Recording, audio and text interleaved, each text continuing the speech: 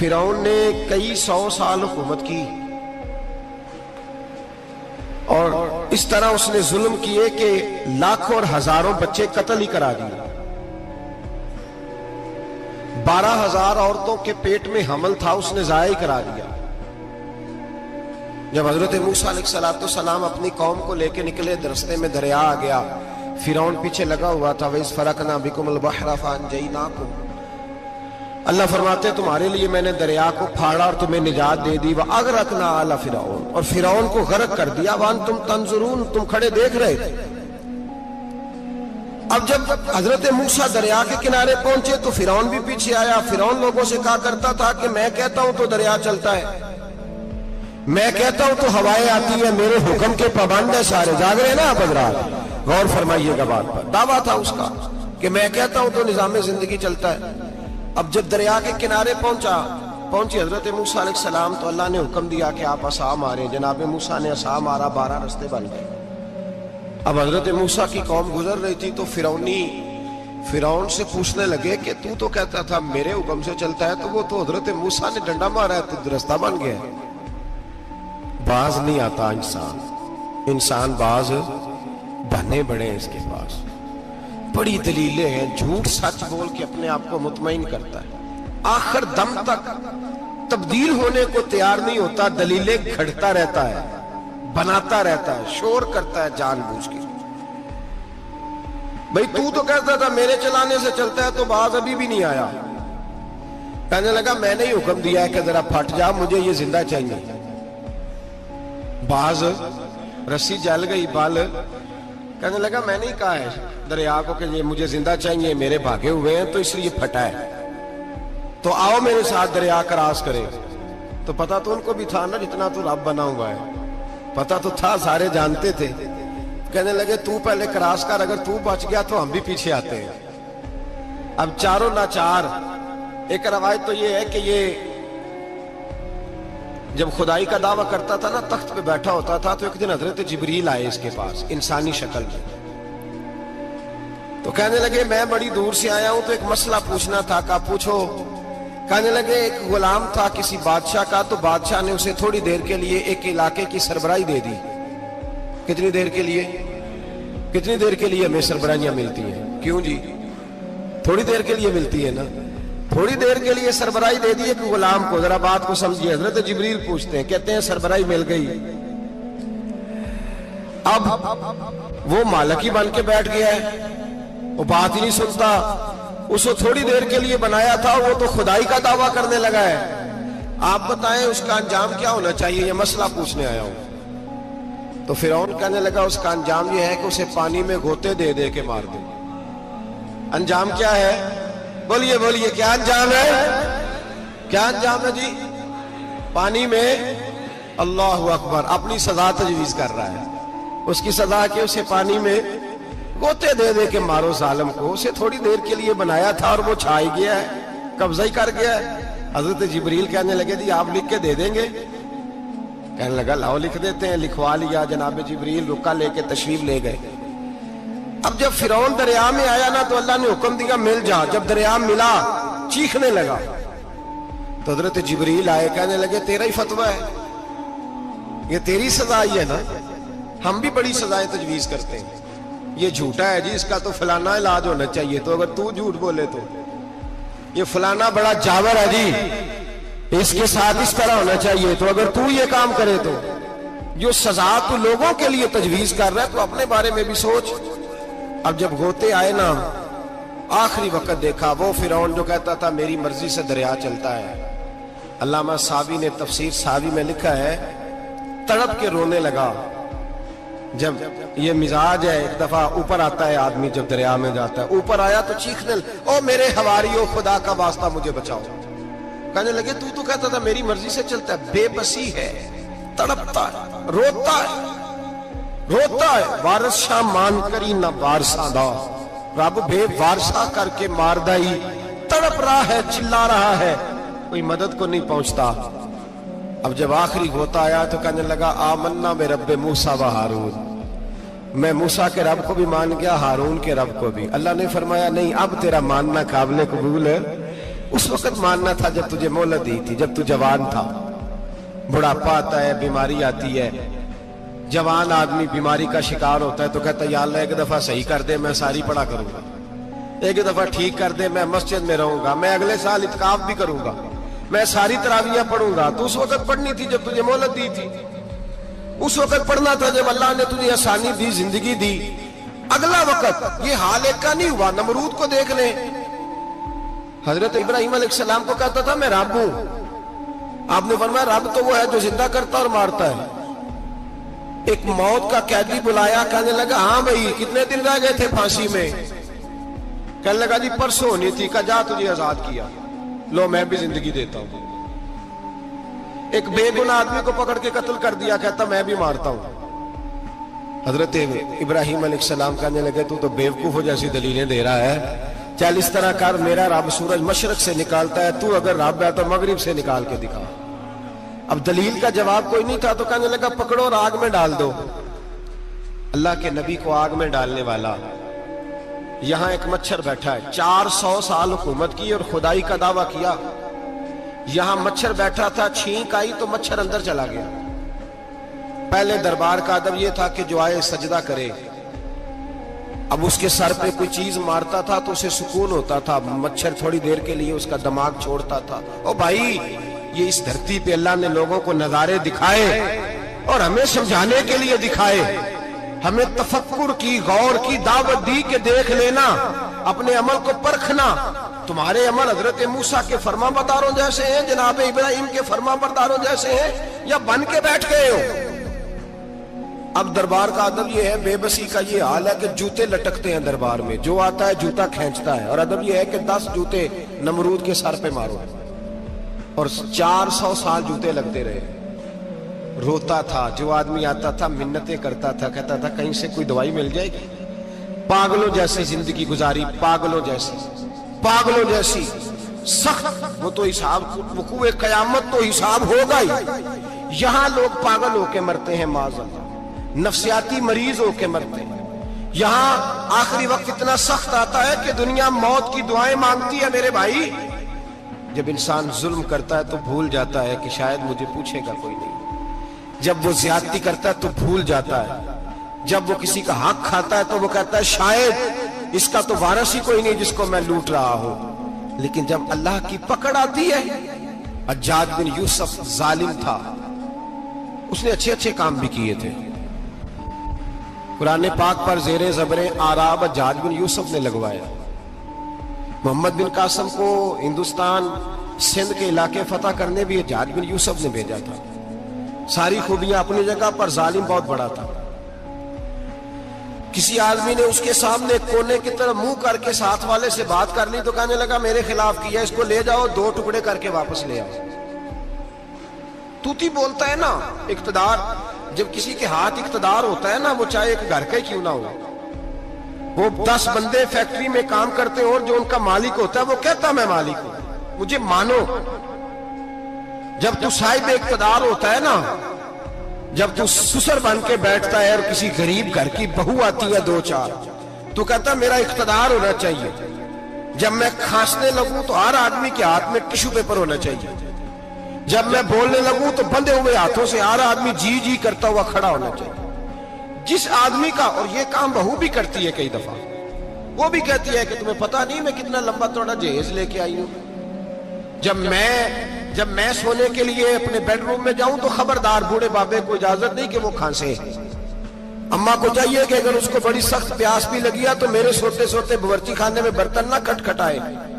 جو جہاں بھی جس اسٹیج پہ بھی بیٹھتا ہے وہ کہتا ہے کوئی نہیں مجھے پوچھنے والا، میں مطلق العنان ہوں. جوان بوڑھوں کا مذاق اڑاتے ہیں، سمجھتے ہیں شاید کبھی بوڑھے نہیں ہونا، مذاق اڑاتے ہیں. تندرست لوگ بیماروں کا مذاق اڑاتے ہیں، شاید کبھی بیمار نہیں ہونا. حجاج بن یوسف ظالم تھا، ظلم کرتا تھا، زیادتی کرتا تھا. حضرت سعید بن جبیر ایک تابعی بزرگ تھے، اتنے بڑے بزرگ تھے کہ ساری رات نماز پڑھتے تھے، سارا سال روزہ رکھتے تھے. ایک دن انہوں نے منبر پہ بیٹھ کے کہا کہ حجاج ظلم سے باز آ جائے ورنہ اللہ کی لاٹھی بڑی بے آواز ہے. اللہ کی لاٹھی، اس کا کیا مطلب ہوتا ہے؟ اس کا مطلب ہے جب رب کی لاٹھی چلتی ہے تو اس کی آواز جی اس کا پہلے کوئی پیغام وہ پہلے اعلان نہیں کرتا کہ تگڑے ہو جاؤ لاٹھی چلنے لگی ہے. لاٹھی چلتی ہے پر اس کی آواز سمجھ آ رہی ہے میری بات کی.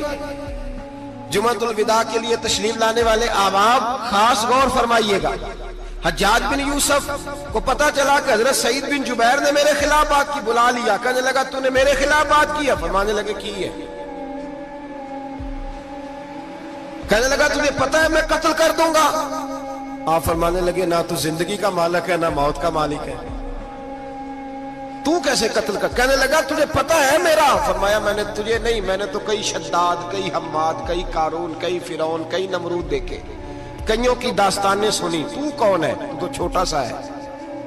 ایک جملہ ہے ملا جلال الدین رومی کا, بڑے درویش تھے, ایک بات کہہ گئے.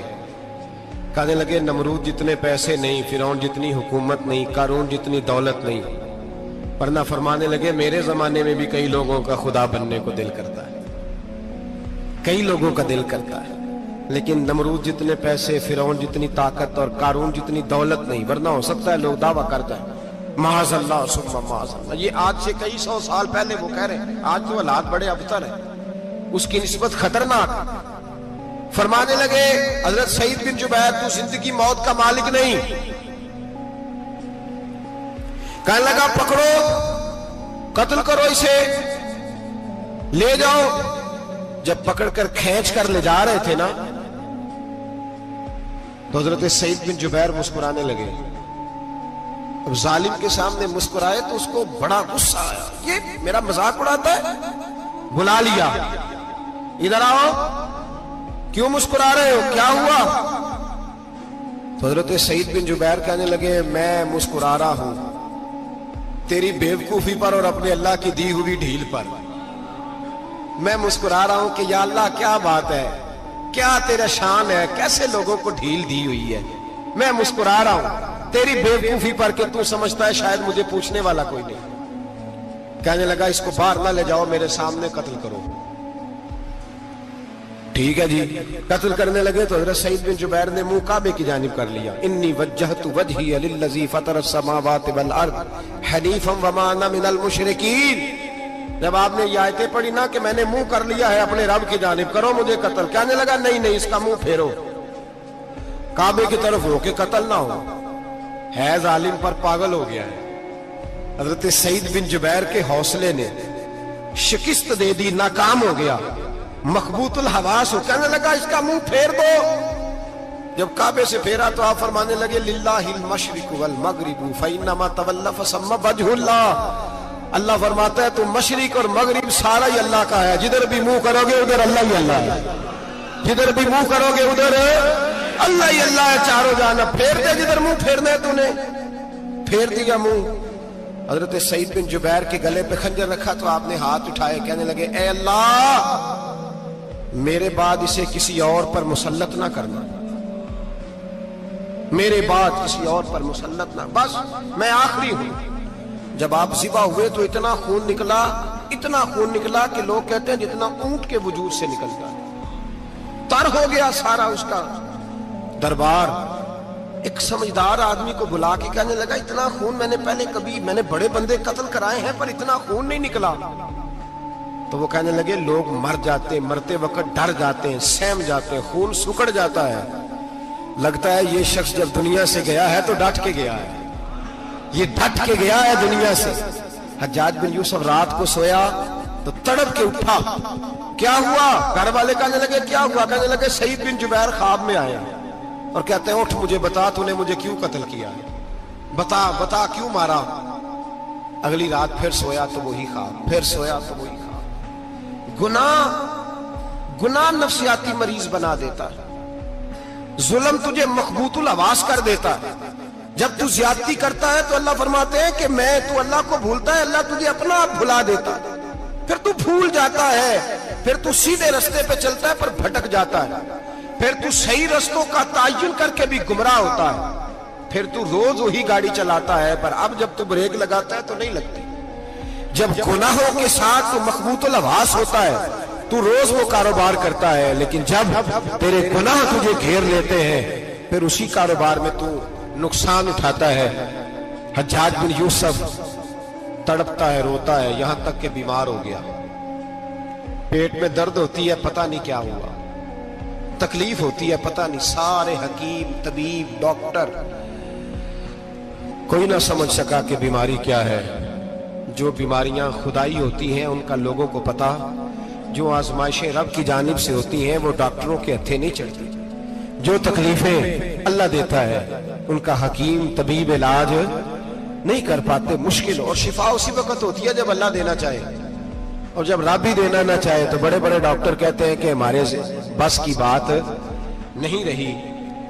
बगदाद से हकीम आए, पेट देखा, कहने लगे ना तेरे मिर्दे में कोई दिक्कत है, ना तेरे जिगर में, ना किसी और जगह, माजरा क्या है? एक आखिरी इलाज है, आखिरी। वो क्या? गोश्त का छोटा सा टुकड़ा धागे के साथ बांध के मुंह में डाला और फिर एक बारीक सा तिनका लेके उसको अंदर डालने लगे गले में। वो गोश्त का टुकड़ा जब हलक के अंदर उतर गया, उस हकीम ने वापस खींचा तो कैसे ऐसी बदबू आई जैसी कभी सूंघी न थी। जानवर, कीड़े मकोड़े लगे हुए बाहर निकले, और जब देखा तो जितने महल में लोग बैठे थे चिल्लाते हुए निकल गए कि ये क्या मुसीबतें हैं। हकीम भी उठ के दौड़ने लगा। कहा तुझे क्या हुआ? कहने लगे हज्जाज तेरी बीमारी जमीनी नहीं, तेरी मुसीबत जमीनी नहीं। कहा मेरी मर्ज तक तुम क्यों नहीं पहुंच पा रहे? तो कहने लगे लगता है तू बद्दुआ का मरीज है, लगता है तू जुल्म का मरीज है, तू जबर का मरीज है। तड़पता रहा, सिसकता रहा। एक वक्त वो भी आया कि घर वालों ने कमरे में बंद करके ताला लगा दिया, दीवार से टक्करे मारता। ओ भाई, जो गुनाहों के बीमार होते हैं उन्हें शिफा नहीं होती, जो जुल्म, जबर, बर्बरियत के बीमार होते हैं उन्हें सुकून कल्बी मुयस्सर नहीं आता। दवाइयां उन बीमारियों की बनी हुई हैं जो बीमारियां जमीनी हैं, जो बीमारियां खुराक की बदपरहेजी से होती हैं, जो गुनाहों की बदपरहेजी से होती हैं, उनकी बीमारियां, उनकी शिफा तौबा है, उनकी शिफा रुजू इल्लाह है, उनकी तौबा अल्लाह से माफी मांगने से शिफा होती है। हज्जाज जब मरने लगा तो बुलाया, ये रंग भी जरा मुलाहिजा कीजिएगा, दो चार करीबियों को बुलाया। पता होता है ना अपने करतूतों का आदमी को, पता सारा है सरदार नुकीतियां, जब पता होता है सारा। बुला के कहने लगा जब मैं मर जाऊं तो मुझे रात को दफन करना। क्यों भाई, औरत है? कहने लगा नहीं, रात को दफनाना। ठीक है, रात को दफना देंगे। फिर कहने लगा जब सुबह हो जाए तो सुबह होने से पहले पहले मेरी कब्र जमीन के बराबर कर देना, निशान मिटा देना। का वजह, तू कलमा पढ़ता है, हुजूर का हुक्म है कि कब्र कम अज कम एक बालिश, एक गेट ऊंची होनी चाहिए जमीन से, कम अज कम। तो तू तेरी कब्र मिटा दे, वजह पता होता है अपने जुल्मों का। कहने लगा मुझे पता है लोग मेरे मरने के बाद मेरी कब्र भी नहीं छोड़ेंगे। दुनिया में तो मेरे जबर की वजह से कोई आ ना सका, लेकिन मेरी कब्र भी लोग जनाजों में बातें शुरू कर देते हैं। जनाजों में मैंने ऐसी भी दास्तानें सुनी है कि कोई मरा तो लोग जूतों का हार कब्र पे डाला है। नहीं भाई, तू जब जिंदा था तो तेरे जबर जुल्म की वजह से नहीं को बोल सका। एक तो है कयामत में हिसाब होगा, यहां दुनिया में हिसाब होने लगता। इतनी इतनी लंबी जुबानें लोगों की लटक कर मरते वक्त बाहर निकल आती हैं। दुआ करें, जुमा है, अल्लाह ताला ईमान की मौत अता फरमाए। दुआ फरमाए रब ताला, अल्लाह तबारक व तआला तौबा करके जाने की तौफीक अता फरमाए। जागे जागे और सुने और दुआ करे, ए अल्लाह तू हमें जुल्म से वैसे ही महफूज फरमा। अगर हम ज्यादती करने लगे तो ए अल्लाह हमें उससे मना फरमा, हमें उससे तू ये तौफीक दे कि हम बाहर आ जाएं उस गुनाह से। मेरे भाई, एक तो दुनिया में सजा है, फिर कयामत की सजा है, और वो ज्यादा सख्त है, वो ज्यादा सख्त है। हम लोगों ने ना हीले बहाने बड़े बनाए हुए हैं। बैंक के साथ कारोबार करने वाला कहता है नहीं नहीं मजबूरन लिया है, मजबूरन। मर रहा था तू, आखिरी लबों पे था तो जायज है, जायज है। उस वक्त जब तुझे खाने को लुकमा न लगे तो हराम खाना भी जायज है। क्या दिक्कत थी? क्यों अल्लाह रसूल के मुकाबले में खड़ा हुआ तू? क्यों सूद का धंधा किया? क्या तकलीफ थी? क्या कहां तू उलझ गया था? हम जानबूझ के अपने लिए जहन्नम इकट्ठी करते हैं, फिर कहते हैं सुकून नहीं जिंदगी में। कहां सुकून आएगा? کیسے آئے گا؟ ہم نے خود آگ لگائی ہے چمن میں اپنے، جو قیامت کی سزا ہے میرے نبی پاک علیہ السلام نے فرمایا رب تمہیں سامنے کھڑا کرے گا. اور کس طرح کھڑا کرے گا؟ فرمایا لوگوں کے وجود سے کپڑے اتر جائیں گے، زمین اس طرح دہکے گی جس طرح تانبا زمین پہ رکھا جائے اور آگ جلائی جائے. تانبا دیکھا آپ لوگوں نے؟ یہ بھی گرمی گزری ہے نا، تو فرش پر جب سورج پڑتا تھا تو ننگے پاؤں چلا نہیں جاتا تھا. صحیح کہہ رہا ہوں؟ ننگے پاؤں، بچے کا پیر زمین پہ لگتا تو چیخ اٹھتے ہیں، کہتے ہیں وہ جل گیا پیر. حالانکہ یہ فرش دنیا کے ہیں. اور اگر تانبے کے اندر خاصیت ہے کہ اگر کوئی دھات جلدی اور زیادہ گرم ہوتی ہے تو وہ تانبا ہے. میرے نبی نے مثال دی تو اس کی دی جو سخت تھا. فرمایا تانبے کی طرح زمین تپائی جائے گی اور پھر ننگے پاؤں رب تمہیں کھڑا کرے گا. آج سورج کی پشت تمہاری جانب ہے، قیامت میں منہ تمہاری جانب ہوگا. نیزہ آپ نے دیکھا ہوگا، نیزہ ہوتا تھا. فرمایا یہ جو تم نیزے دیکھتے ہو صرف سوا نیزے کے برابر سورج قریب آ جائے گا اور پھر اللہ تمہیں سامنے کھڑا کر کے تم سے سوال جواب کرے گا.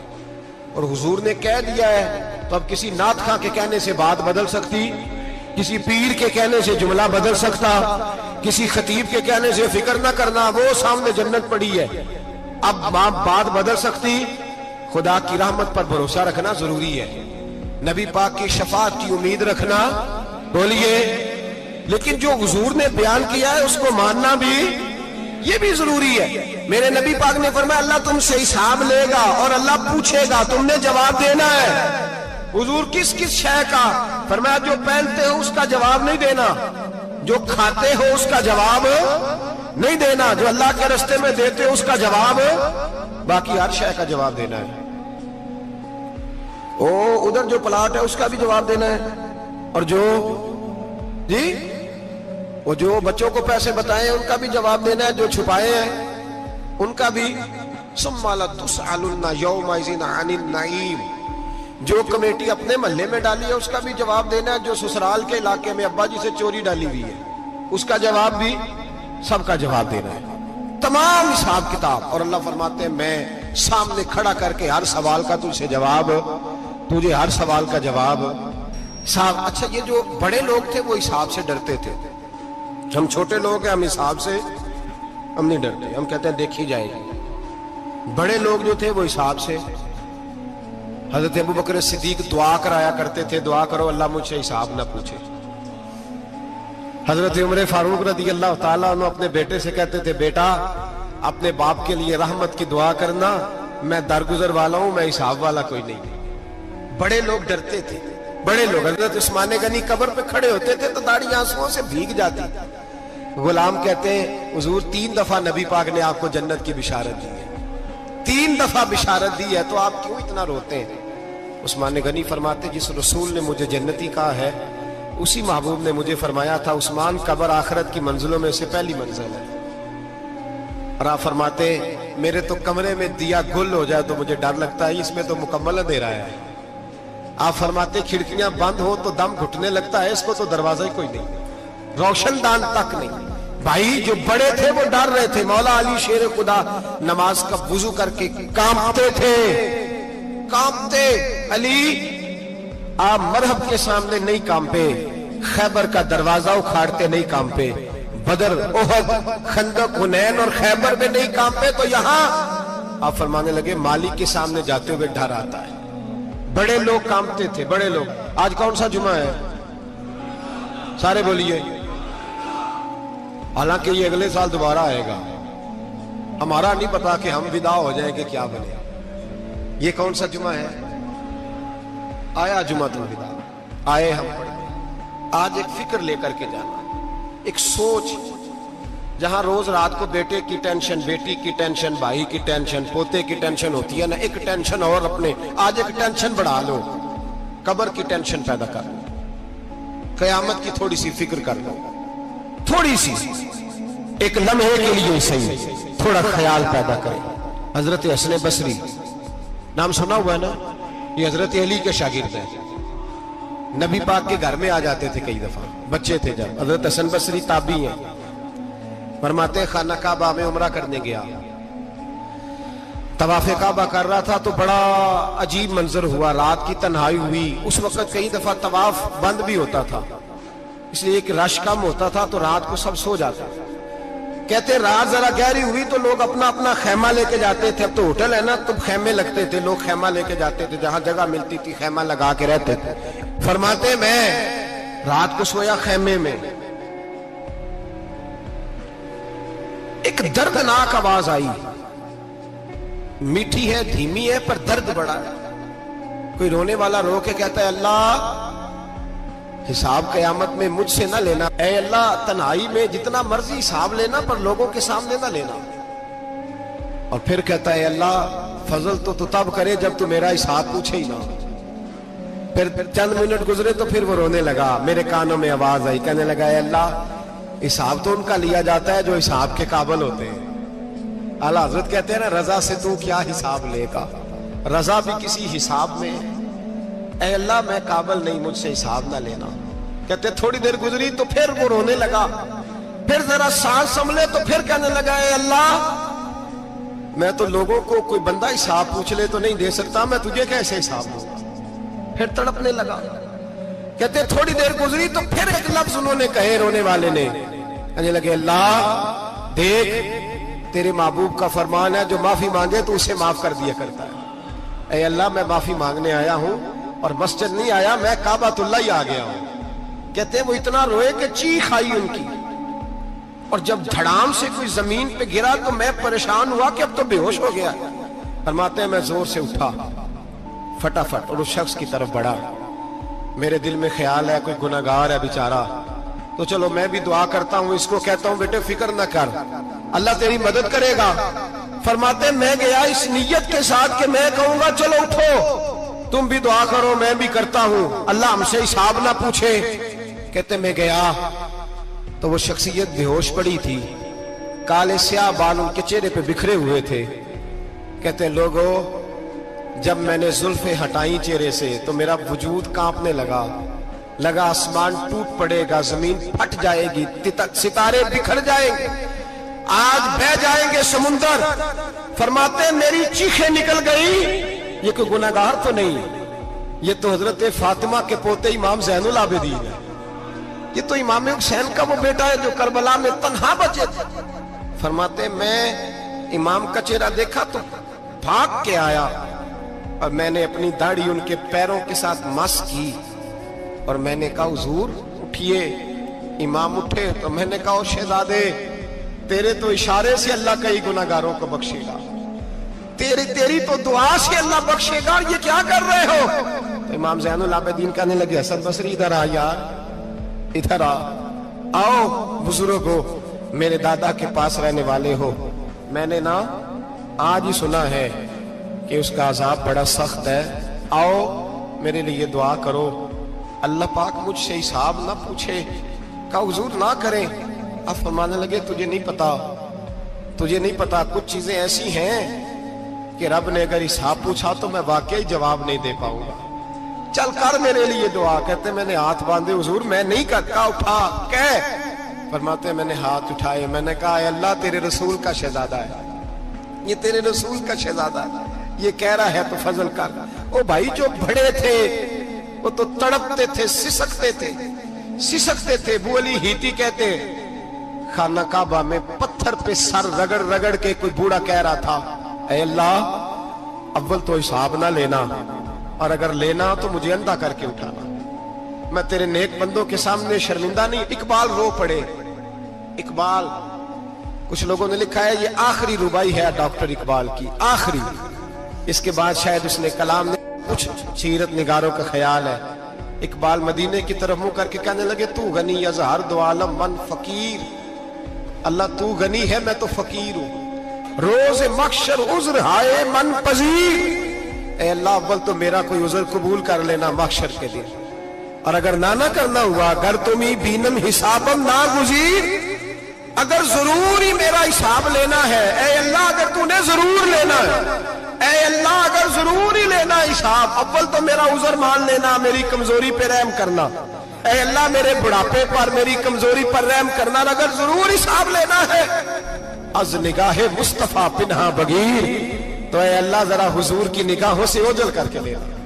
اے اللہ مجھے شرم آئے گی. میرے مصطفیٰ کریم فرمائیں گے میں تو تجھے ہر بات سمجھا کے آیا, ایک ایک جگہ تیری رہنمائی کر کے آیا, تو کیسے عمل کا ذرا اوجھل کر کے از نگاہ مصطفیٰ پنہا بغیر ذرا حضور کی آنکھوں سے اوجھل کر کے سائیڈ پہ کر کے لینا میں برداشت نہیں کر پاؤں گا. حضرت ابو علی ایتی کہتے ہیں بابے نے سر رکھا ہوا ہے اور کہتے ہیں اللہ مجھے اندھا کر کے اٹھانا. فرماتے میں گیا, میں نے کہا چلو میں دعا کرتا ہوں جا کے. فرماتے جب میں نے جا کے بزرگوں کی کمر پہ ہاتھ رکھا, ان کا چہرہ دیکھا تو یہ کوئی گناہگار تو نہیں, یہ تو بغداد کے پیر عبد القادر جیلانی ہے, یہ تو محبوب سبحانی غوث سمدانی ہے, یہ تو وہ شخص ہے جو قدم لگائے تو اللہ ولایت عطا کرتا ہے. جو بڑے تھے وہ ڈر رہے تھے. معین الملت والدین عطائے رسول ہند الولی غریب نواز حضرت خواجہ معین الدین اجمیری رحمت اللہ علیہ خواجہ قطب الدین بختیار کاکی کو تنہائی میں بلا کے کہنے لگے معین الدین سید زادہ ہے, معین الدین حضور کے خاندان میں پیدا ہوا ہے, معین الدین سے اس کے پیر کو بڑی امیدیں تھیں. معین الدین کو رسول پاک نے ہندوستان بھیجا تھا, پر قطب الدین یار معین الدین تبلیغ کا حق نہیں ادا کر سکا. حضرت خواجہ قطب الدین کہنے لگے حضور 90 لاکھ تو مسلمان کر دیے, اور کیا حق تھا؟ فرمایا نہیں, جب تو تہجد کی نماز پڑھے نا بیٹا اپنے لیے دعا مانگنا تو خدا سے کہنا مولا میرے پیر کی کوتاہیاں معاف کر. وہ جس اعزاز کا تھا وہ کام نہیں کر سکتا. جو بڑے تھے ان کی تو باتیں بڑی تھی, یہ جو ہم چھوٹے آئے ہیں نا نئے ٹکٹیں دیتے پھرتے ہیں, ٹکٹیں. بے نمازی جاہل ان پڑھ پیر ٹکٹیں بانٹتا ہے لوگوں کو, تو بھی بخشا ہے تو بھی بخشا ہے. وہ 90 لاکھ لوگوں کو رائے حق پر لگا کے بھی کہتے تھے نہیں حق تو یہ ہے کہ حق ادا نہ ہوا, حق تو یہ ہے کہ حق کوئی شے پلے نہیں. ڈٹا ہوا کھڑا ہے مسلمان, ڈٹا ہوا. یہ حساب سنے. کسی نے حضرت ابو ہریرہ سے کہا کہ کوئی ایسی حدیث سناؤ جو آپ کو بھی بڑی محبوب ہو. حضرت ابو ہریرہ نے چیخ ماری, رونے لگے اور بے ہوش ہو گئے. پھر ہلایا, پانی پلایا, اٹھے, کہا حضور بات کی تھی حدیث سنائے. پھر رونے لگے. ہمیں تو نہیں نہ رونا آتا, ہمیں تو تب آتا ہے جب بیٹا بات نہ مانے, ہمیں تو تب آتا ہے جب کاروبار میں نقصان ہو جائے, ہمیں تو تب رونا آتا ہے جب ہمارا کوئی دوست ہمارے بارے میں غلط بات کر دے, بے عزتی دنیا کی ہو جائے. حضرت ابو ہریرہ 3 دفعہ ہوش آیا, 3 دفعہ روئے اور کہنے لگے عزیزو یہ وہ والی حدیث ہے کہ میں سوچتا بھی ہوں تو میں تڑپ اٹھتا ہوں. کہا کون سی حدیث؟ تو حضرت ابو ہریرہ کہنے لگے میں نے نبی پاک سے سنا ہے قیامت میں سب سے پہلے علماء کا حساب ہوگا, سب سے پہلے علماء کا. رب کریم فرمائے گا تمہاری دین کے نام پر بڑی موجیں تھیں, تمہارے بڑے پوسٹر چھپتے تھے, لائنیں بنا کے لوگ تمہارے ہاتھ چومتے تھے, لوگ تمہاری گھڑی کو بھی چومنا اپنے لیے سعادت سمجھتے تھے. بتاؤ میرے رسول کے نام پر کھانے والوں کیا کر کے آئے ہو؟ عمل بتاؤ, عمل. موج بڑی کی نا تم نے, بتاؤ عمل. علماء عالم عرض کرے گا اے اللہ میں جگہ جگہ تیرے رسول کے دین کی بات کرتا تھا, میں قرآن کے درس دیتا تھا, میں راتیں بیدار رہ کے تیاریاں کرتا تھا, میں جو بن سکا کیا. رب فرمائے گا نہیں, تو نے تو اس لیے کیا تھا کہ لوگ تجھے پیر صاحب کہیں, مولانا صاحب کہیں, تیرے نعرے لگائیں تو لگے نہیں پھر تیرے نعرے, پھر لوگوں نے لمبے لمبے القابات پکارے نہیں تیرے. حضور سید عالم علیہ السلام فرماتے پہلا حساب اس کا لے گا جو عالم کہلاتا تھا. رب پوچھے گا تجھے طاقت دی, ہمت دی, بولنے کی صلاحیت دی, اپنے فضل سے دی, بتا کیا کما کے آیا ہے. حضرت ابو ہریرہ روتے ہیں, کہتے ہیں میں بھی تو حدیثیں سناتا ہوں, میں بھی تو عالم ہوں, میرے پیچھے بھی تو لوگ بھاگتے ہیں. لوگوں بتاؤ اگر اللہ نے ابو ہریرہ سے پوچھا تو کیا جواب دے گا؟ اللہ فرمائے گا उलमा के लिए बुखारी मुस्लिम है, इन्हें उठाओ और जहन्नम में डाल दो। इमाम गजाली फरमाते हैं अगर किसी आलिम को सजा मिली तो सबसे सख्त आलिम को मिलेगी। दुआ फरमाए अल्लाह मेरे जैसे लोगों को हिदायत का रास्ता अता फरमाए, और जो कहते हैं समझते हैं अल्लाह उस पर अमल की तौफीक अता फरमाए। फरमाया हजरत अबू हुरैरा ने दूसरे नंबर पर सखी अल्लाह की बारगाह में खड़ा किया जाए, मालदार। रब फरमाएगा बोल, कुछ ऐसे भी थे जिनके पास शाम की रोटी नहीं थी, तुझे मैंने तेरी तिजोरी भर के तुझे दौलत अता की, तुझे विरासत में मैंने मुरब्बे दिए, जायदादें दी। बता, वो कुछ वो थे सवेरे मजदूरी करने जाते थे, कमा के लाते थे, हजारों रुपया तेरी बैंक में पड़ा था, बता क्या किया तूने? ऐ अल्लाह मैंने मस्जिद में दिए, मदरसे में दिए, 30 दिन इफ्तारियां पकाता रहा। अल्लाह फरमाएगा तू झूठ बोलता है, तू सारा कुछ इसलिए करता था कि लोग तुझे सखी कहे। हाँ हाँ, तेरा ऐलान हुआ मस्जिद में, लोगों ने कहा वो देखो कितने पैसे दे रहा है, इसका वो देखो नाम लिखा हुआ है अस्पताल के एक कोने में कि ये वाला ब्लॉक फलां सेठ साहब ने बनाया, ये देखो लिखा हुआ है कि ये कमरा मदरसे का इसने बनाया, तो लिख दिया गया, नारे लग गए, अब जा दौड़ जा। अल्लाह जहन्नम में फेंक देगा। फरमाया फिर शहीद खड़ा किया जाएगा। हाँ भाई तुझे ताकत दी, हिम्मत दी, बता कहां खर्च की, कहां? ए अल्लाह शहीद ही हो गया। फरमाया वो तो इसलिए हुआ था कि लोग तुझे शहीद कहें, बहादुर कहें, तेरे नाम पे रोड का नाम रखा जाए, तमगाए हुस्ने कारकर्दगी मिले, सो मिल गया। मेरे लिए बता क्या करके आया है मेरे लिए, इसे उठाओ और जहन्नम में फेंक दो। भाइयों अजाब कड़ा है, अजाब सख्त है, हिसाब सख्त है, और जो हिसाब लेने वाला है उसको, मैं ना तरावी हो रही थी तो कारी साहब ने एक सूरह यासीन शुरू की, वमताजुल यौमा अय्युहल मुजरिम।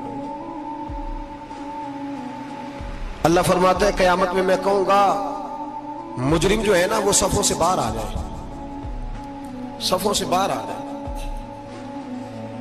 एक हमारे फिजिक्स के टीचर होते थे तो बड़ी सख्त छड़ी मारते थे, तो जब वो कद भी बड़ा था, जलाल भी बड़ा था, और उसूल बड़े अच्छे इंसान थे लेकिन सख्त थे, तो मुझे याद आता था कि जब वो सवेरे आके कहते थे जिसने काम नहीं लिखा वो बाहर निकल आए। दो किस्म की चोट लगती थी, एक तो ख्याल ये आता था कि शर्मिंदगी बड़ी होगी कि सारे स्टूडेंट बैठे हैं और 2 3 4 उनको कहा वहां मुर्गे बन जाओ, बड़ी शर्म आती थी। और फिर जब वो मारते थे तो इतना सख्त मारते थे कि कई के दिन तकलीफ रहती थी, बताया नहीं जाता था।